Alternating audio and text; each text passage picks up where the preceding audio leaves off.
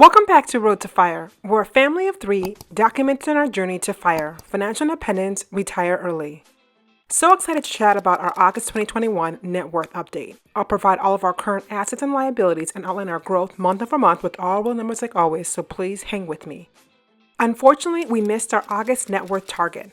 I was confident we'd hit it, but we didn't. The number one reason was we prepaid my son's childcare expenses, and that was over $4,000, so our cash on hand took a bigger than expected hit. But we still had a great month overall. We have seen positive five-figure net worth growth month over month for over a year. We have yet, let me knock on wood now, to see a decline in our net worth since we started tracking it last year. So yes, I'm happy for all the progress overall. I'm still confident we will hit our end of year target, and I'm also at a point where if we don't hit it, it's still going to be great overall. I'm realizing being on this FIRE journey in itself is a privilege, so I'm grateful for any steps we're making in the right direction. So calculating your net worth is pretty easy. I always share this, especially if you just started your FIRE journey. We track our net worth at the end of the month, but do what works best for you. So to find your net worth, you take your assets minus your liabilities. Think of your assets as what you own, while your liabilities is what you owe. Keep in mind, though, that not all assets are weighted the same. Focus on growing your appreciating assets over time. Now, we don't include assets with a value of less than $5,000 into our calculations just to make things easier for us. We choose the inputs that makes the most sense to us and our long-term plan, but make adjustments that you need to fit your own calculations. Also, our net worth does not equal our FIRE number. We made a whole video on that, and I'll link that in the corner here if you want to get into more detail. So what are our key financial trackers? There are 5 key ones that are posted on YouTube, but trust me when I say I have a lot of trackers. For me, goal setting and tracking and visualizing my progress helps me achieve my goals year over year. I even have a goal setting app that I use daily to keep me focused. Seems a bit obsessive, but it's just how my brain works. So although we track our net worth, it's not our most important tracker or number one focus for the year. What I really spend most of my energy on is our annual goals for sure, and then our passive income report. Our passive income reports outlines our key cash flow streams that we'll use in early retirement, and our annual goals are set to keep us on track for our progress of retiring within 8.5 years. All of these trackers help us navigate to FIRE, but our net worth is not the most important number we track. Okay, so let's review our current numbers. All numbers are through the end of August. We track our net worth at the end of the month and have kept it that way just to keep our data consistent. Despite us not hitting our target for the month, I'm still happy with where we landed. We continue to see our investments carry us month over month, and I'm loving it. Now, over the summer, we have been holding more cash on hand than normal, and I'm seeing the benefits of having larger than normal cash reserves. It does help hedge against market fluctuations to an extent.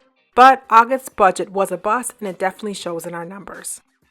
So our assets are made up of 2 main sections. We have our large and our fixed assets as well as our liquid assets.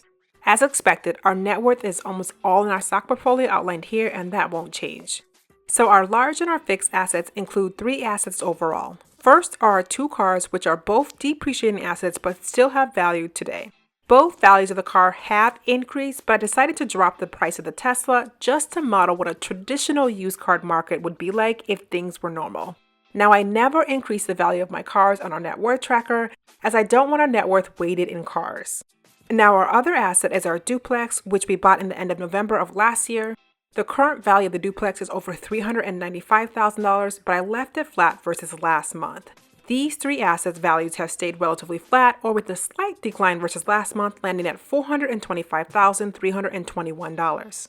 Now, for our liquid assets, we include our investments, both taxable and non-taxable, as well as our cash on hand. For cash, we have about $1,700 in our checking accounts and just over $25,000 in our savings, which is down versus last month due to us prepaying my son's childcare expenses, which is about 3.5 months in advance. In total, we have about $26,800 in cash in our accounts, mostly within our savings accounts within Capital One's, which is not a big change, but I am expecting a big increase in September, so I'm excited for that update for next month. And for retirement, we have about $262,000 in our 401ks, IRAs, and our Roths, and that's a great increase from last month. And we have about $94,700 in our after-tax brokerage accounts as well. Now, in total, our liquid assets are now over $383,847, getting so close to having $400,000 in investments and cash on hand. And for total liabilities, we only have 2 items, thankfully. We have one car loan left and the balance is at $22,069, which is a small decline from last month. We then have a current mortgage on our house hack with a balance just over $338,000 on a 2.25 interest rate. In total, we owe just over $360,000, which is more debt than we have ever had, but it's worth it for our long-term plan. Okay, so we were targeting a $450,000 net worth in August. Here's how we landed. Our total assets are now at $809,168,000, including our liquid and our long-term fixed assets, driven by our retirement account gains month over month. And our total liabilities, including our last car loan and our duplex, is just over $360,000, making our total net worth to be $448,863, which is about $1,200 shy of where I wanted to land, but I'm okay with that. Now, if we did not prepay my son's school bills, we would have hit that number. But next milestone we're chasing is $475,000 net worth value. Now, I want to prepay all of our fixed expenses. Right now, we prepay our water, trash, sewage, car insurance, and now childcare. We get a discount on our childcare as well as our car insurance when we prepay them, but not for our water, trash, or sewage bills. But there is this peace of mind that comes when you're getting ahead on your bills. Maybe next year, we will make it a goal to get ahead on all of our fixed expenses. Let me know if you prepay any of your bills and how that impacts your budget. We are able to save over $8,000 in September because of this, although it's basically shifting dollars around, but that does make me feel that we're able to save and invest more earlier in a sense.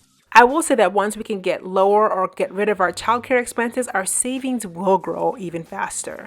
But this is my son's last year before he's put into the school system, but a part of me doesn't want to end his private school education.